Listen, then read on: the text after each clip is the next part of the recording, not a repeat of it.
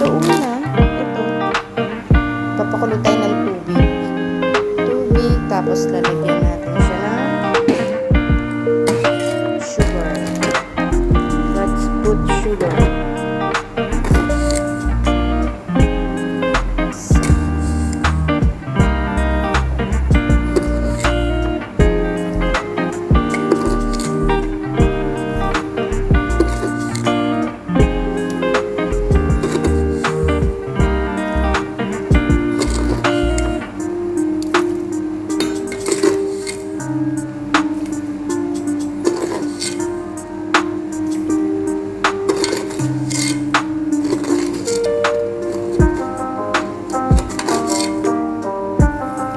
So, 10 cup yung nilagay kong asukal. Kasi medyo yan. Ngayon lang natin magkuluin. Tapos, sasangag ko to. Sasangag ako ng konti nito. Dito sa isang cup. Okay. Ito, tawag sa kanila nito is the hen. Para siyang mantika. Lalagyan natin yung kasirola dun. Sangag. So, ayan. So, hinaan lang natin yung apoy. Medyo konti lang kasi masusunog. Hinaan lang natin siya. Okay. Wait. So, ilagay natin itong isa. Kasi 2.5 ang aking iluluto. Kaya ilagay ko itong isa. Ito yung isasangag ko lang. Para lang magkaroon siya ng medyo kulay toasted. Parang ganun. So, syempre, kailangan alaga to sa halo kasi hindi pwede siyang masunog. Dapat yung medyo, ano lang siya, golden brown.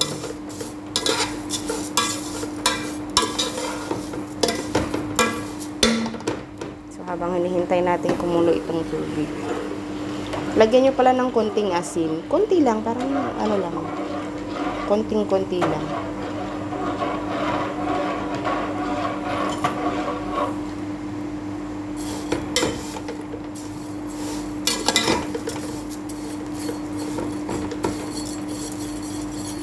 So, habang inihintay natin ito, magbabad tayo ng saffron. Saffron. So, yung ating saffron. Ito ang saffron. And, rose water. Lagyan natin siya ng rose water.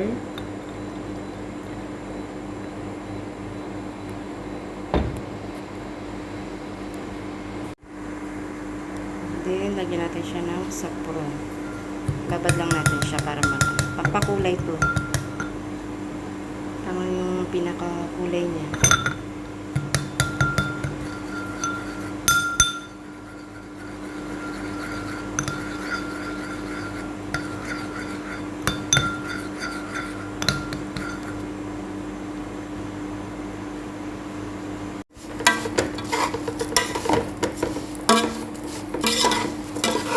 Ayan na, nag-golden brown na siya.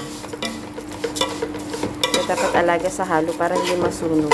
Para maganda yung kanyang pagka-toasted.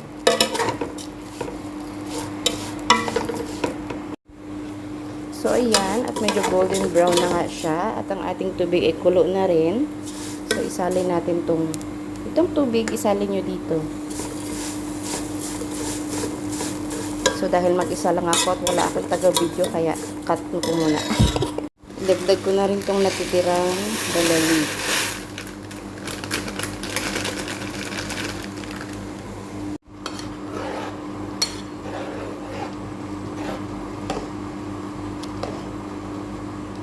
Ayan, hayaan lang natin siyang umalsa.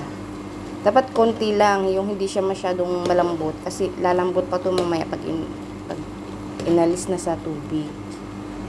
Malalabsat siya, pangit.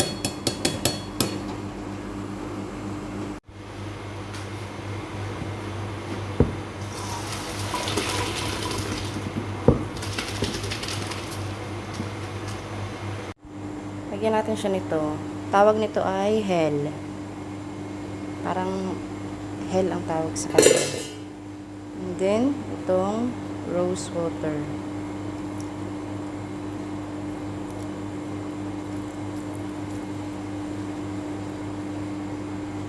Tapos, i-mix lang siya.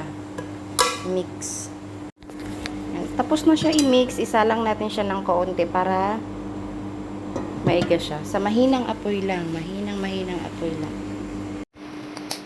Kaya tayo natin mahinang yun. Prepare tayo ng itlog.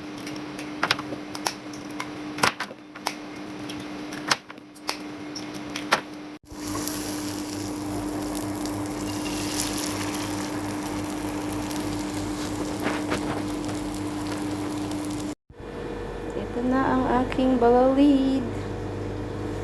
Ayan. Ang balalid.